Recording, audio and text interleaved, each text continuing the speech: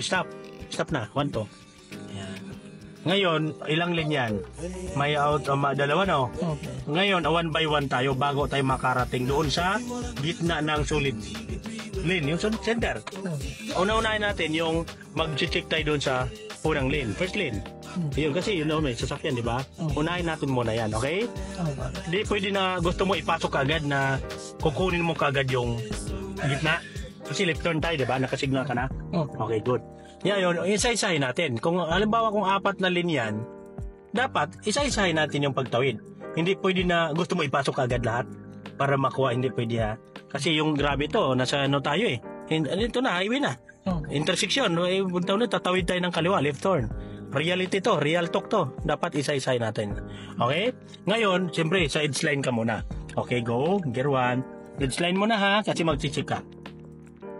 Tamang ano to, tamang paglipat ng daan sa left turn, sa pakaliwa, no? Okay, go. Edge line muna ha, nose in muna, okay? Sige, go pa. Yan, tamang paglipat ha. Stop muna. Check, may motor ha. Huwag mo na. Okay, go. Clear na isa, sige pa.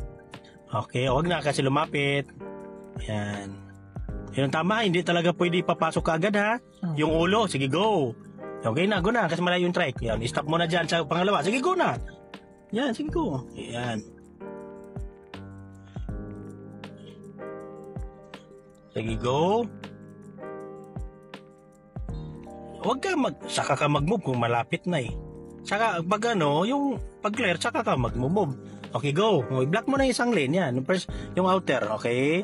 Stop, okay, go. Sikan, nagminto na. Sikan. Yan, dyan ka lang muna ha. Sige, go. Sige, go. Go. Okay, tingin sa right. Okay, go. Full left na. Yan, ang tama ha. Nakaano tayo sa inner lane. Okay, yun. 1, 2. Yun, good. Yung tamang paglipat. Diba? Direksyon natin tama na.